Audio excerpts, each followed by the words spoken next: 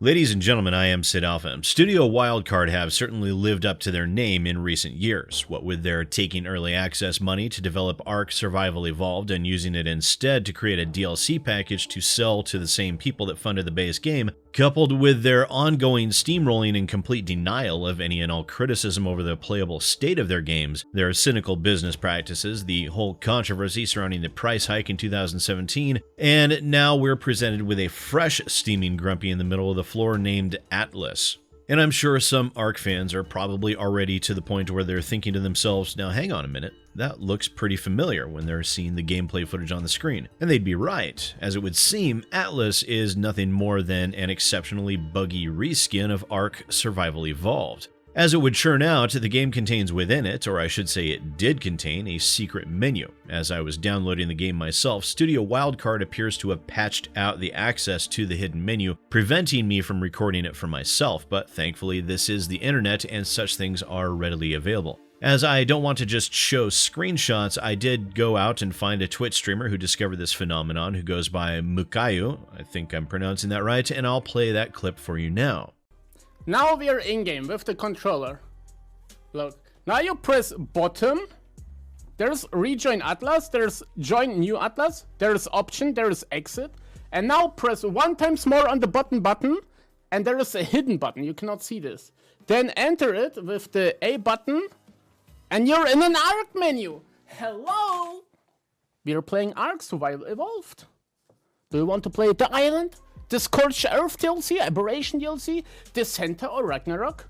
This issue has been raised multiple times by way of user reviews on the Steam storefront, and as the game is currently sitting at 78% negative reviews with over 9,000, no pun intended there, but sometimes you end up with happy coincidences, total reviews, I think it's safe to say that at least a few other people noticed as well. Now, bear in mind, there are no patch notes on Steam for this game at this time. However, as I stated before, right when I was downloading the game to attempt to record this for myself, they quickly released 2 patches within an hour of each other, and the result is that you could still navigate down past the exit button, and a second hidden menu option I could surmise was present due to the number of times I had to push the up arrow once I reached the bottom to get back to the point where my menu selection was visible again. And Atlas is being called also a straight-up asset flip by many players and YouTubers alike, and I'm having a difficult time refuting that. Now, there's not a lot of information to really go on there. I'll bring up additional citations as I go along within my train of thought, but that is essentially the facts as we are currently aware. Atlas is a reskin of Ark Survival Evolved. There's no way around it. We all saw the options menu, and when you look at the game itself, it's Ark Survival Evolved. Now, I do want to speak to a couple of topics surrounding this developer specifically. I have never been a fan of their scheming and double dealing in order to bilk their players for as much money as humanly possible, but when the developers announced the Scorched Earth DLC for Ark Survival Evolved, I knew right then and there these developers were far more greedy than they should have been, and their actions, along with their responses to what I deemed to be very justifiable criticism, were utterly repugnant. And what they did was they opened up the base game for early access. Early access itself being a form of crowdfunding intended on providing the developers with valuable income and insight to continue developing their game. If successful enough, the early access sales can potentially offset living expenditures and licensing costs to allow many developers to reach the finish line with their games. Many games might never have been completed were it not for crowdfunding sources. Typically, when one buys into an early access title, there is the general perception and expectation the money earned would be put towards the development of the game. Well, that's not what Studio Wildcard did. Oh, they did work on the game to be sure, but they took early access sales and developed a DLC package before Ark Survival Evolved was completed and before it left early access. And what that does is it diverts funds away from the base game that people are paying for, and it also has the added detriment to the base game of having developers working on the DLC as opposed to the game that people are actually paying for. And some will call me naive for saying this, but that was an outright despicable thing to do in my opinion. These people paid for a game, and instead of using those resources to create the game, the developers instead took that money and created a DLC package, which they then turned around and sold to those that paid for the base game.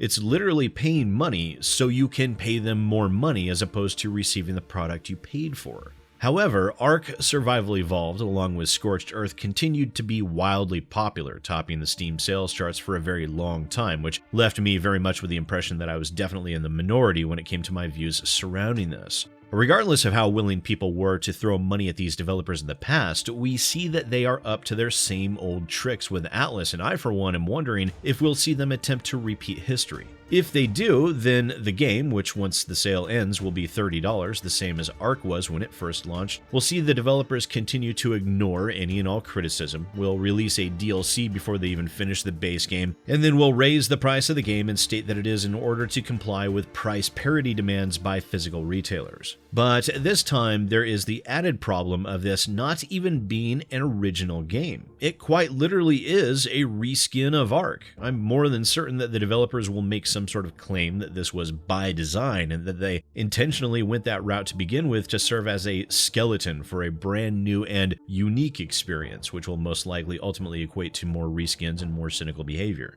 We've seen this with other games from indie developers in the past, and it has never worked out well for the gamers that purchased this game.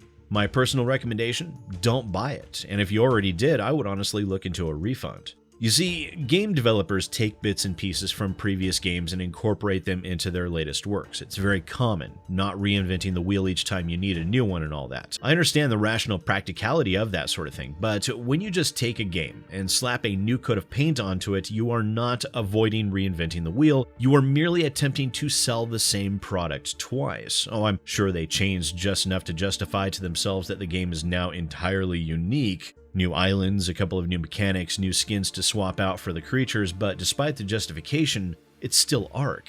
Maybe someday it will be a unique product that I'm sure the developers will attempt to claim, but that is not this day. And once again, ladies and gentlemen, I am SidAlpha, and I'll see you next time.